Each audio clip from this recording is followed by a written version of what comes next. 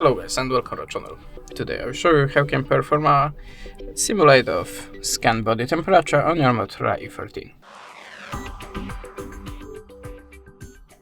So at the start we have to open this app in the Play Store. So type here the body temperature.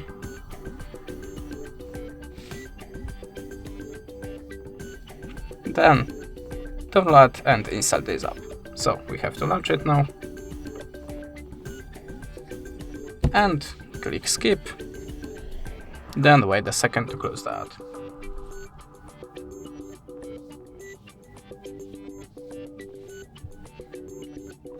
Now just click on the simulation icon, and to start the scan, hold your finger here.